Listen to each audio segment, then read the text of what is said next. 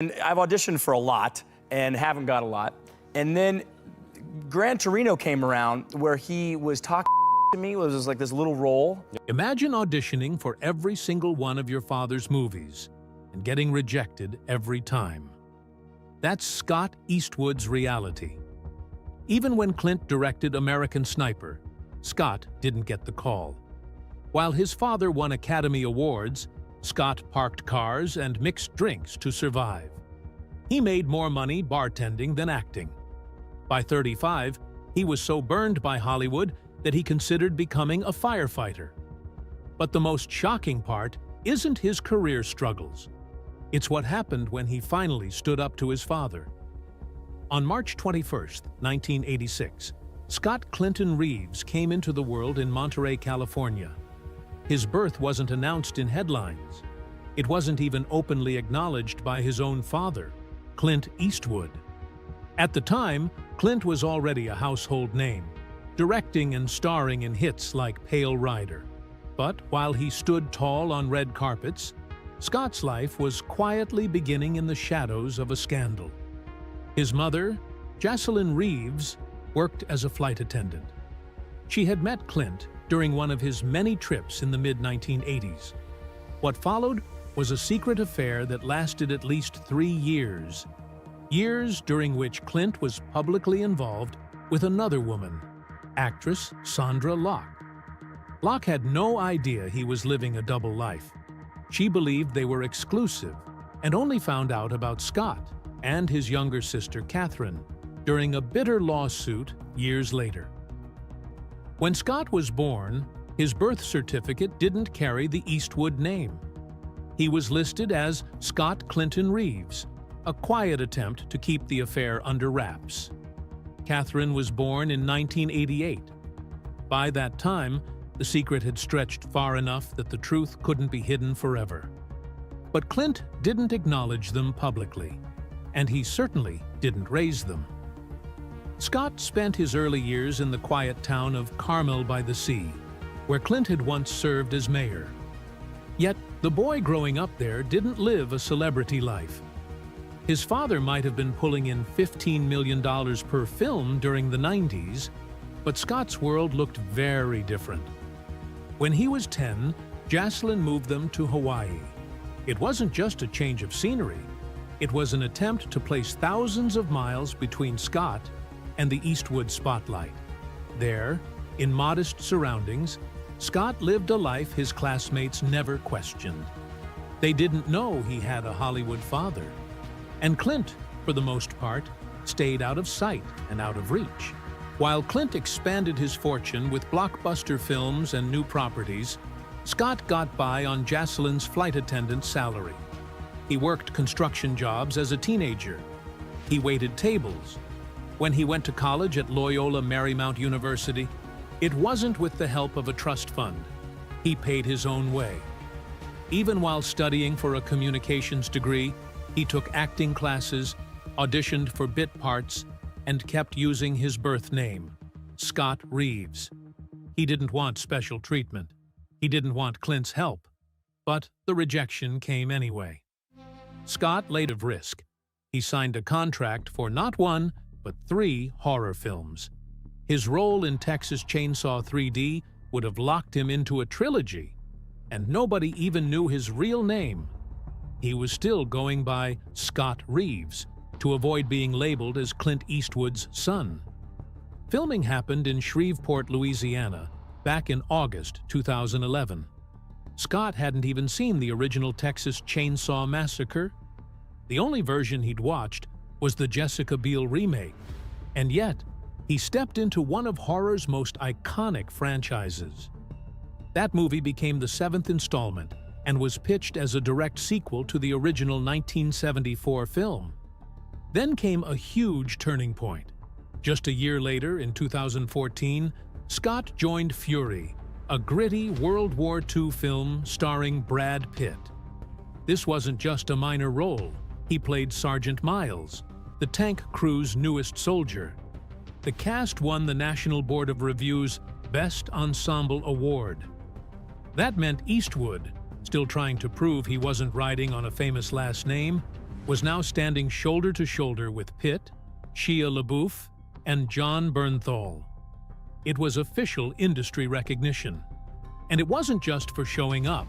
Scott had to go through intense military training and operate real Sherman tanks from the 1940s.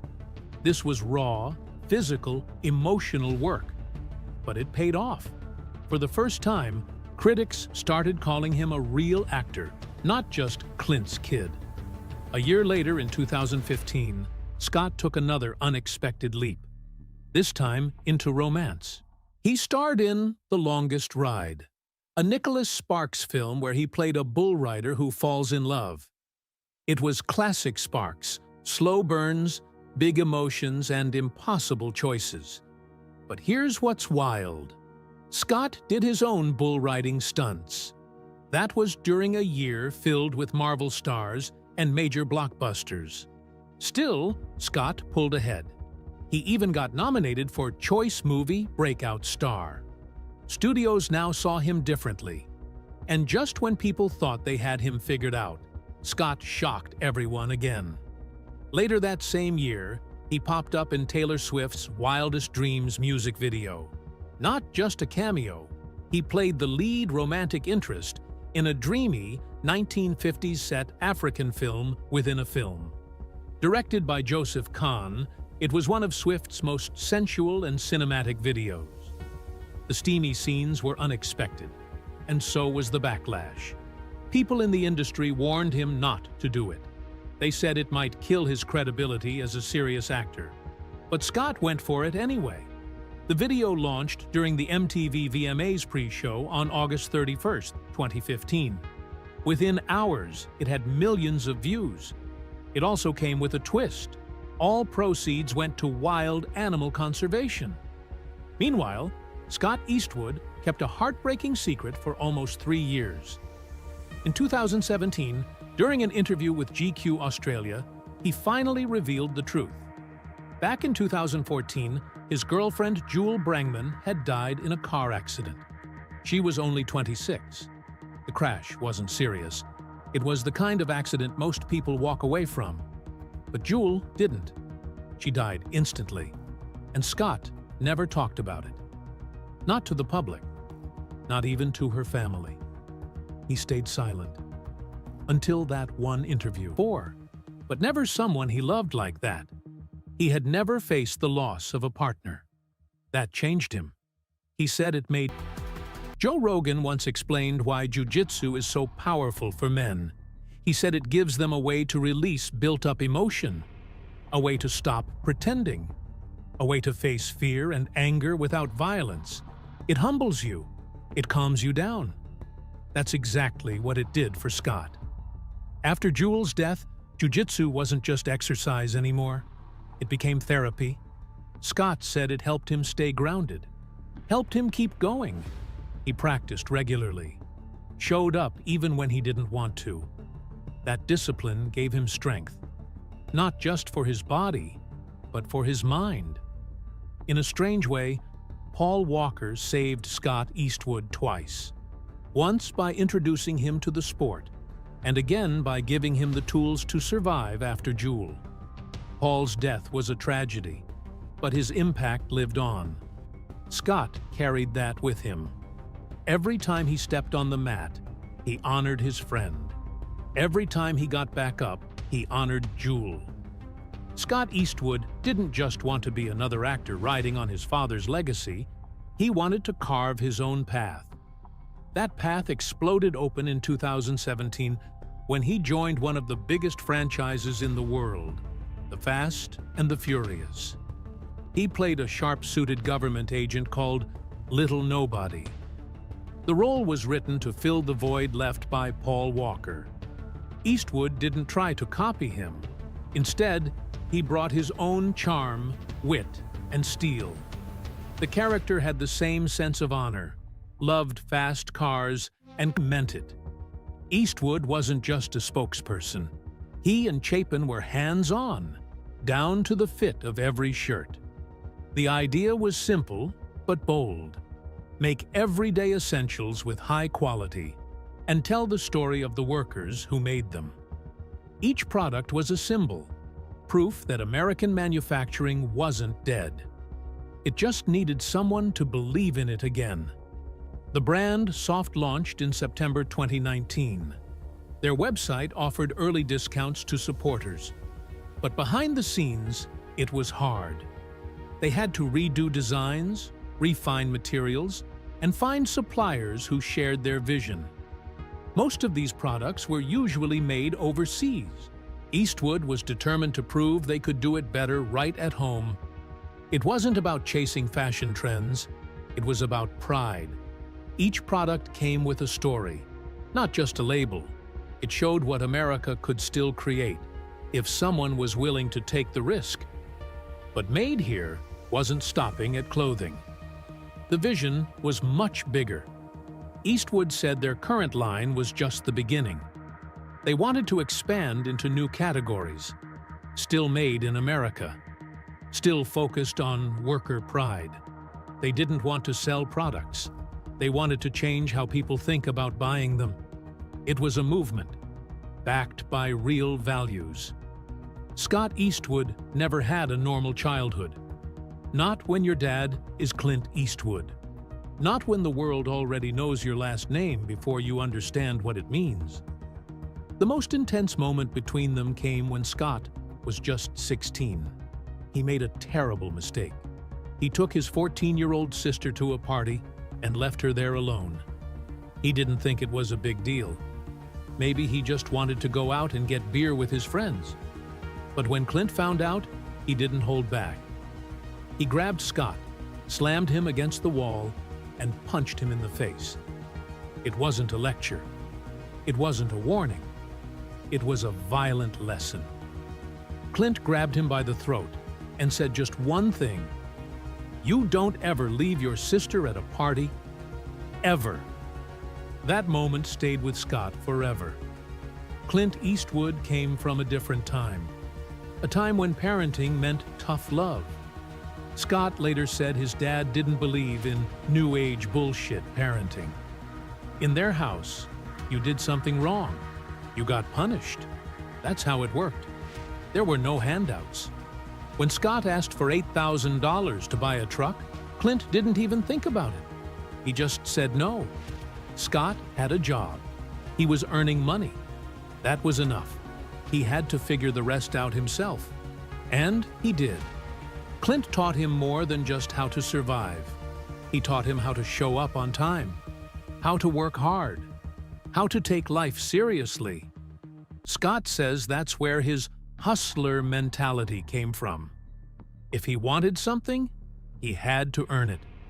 One of the biggest decisions in Scott's career came in 2022. Warner Brothers offered him a 3-picture deal. It included a role in the Suicide Squad. It was the kind of offer most actors dream about. Big money, big exposure. But Scott didn't feel good about it. He didn't like the contract.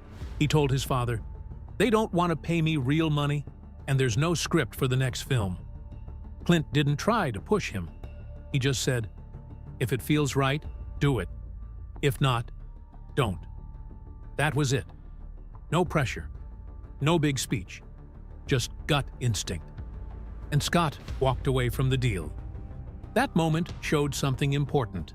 Clint wasn't just a father. He was a mentor.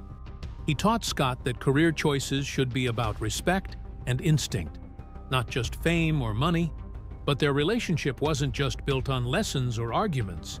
It was also built on stories. Now Clint is 94. He's one of the last living legends of old Hollywood. Scott knows that. He tries to get as many stories out of him as he can. Sometimes they're wild. Stories about Frank Sinatra or old movie sets. Stories that seem like they belong in a museum. Clint doesn't tell them often, so when he does, Scott listens carefully. "You're not going to be around forever," he once told his dad. And he meant it. Scott remembers being the emotional toll of chasing roles, combined with the unpredictability of the business, weighed heavily on him. And now, with his late 30s approaching, he's thinking about more than just movies. He doesn't have a family yet, but he wants one. And he's deeply worried about what that life would look like, especially the idea of being away from his kids all the time just to keep working in an unstable business. While Hollywood drained him, something unexpected kept him grounded: Brazilian Jiu-Jitsu. He got into it because of his friend, Paul Walker.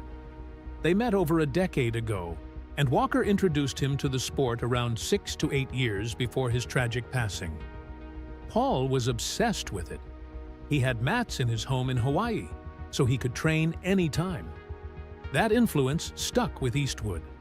He started training seriously, and it changed him.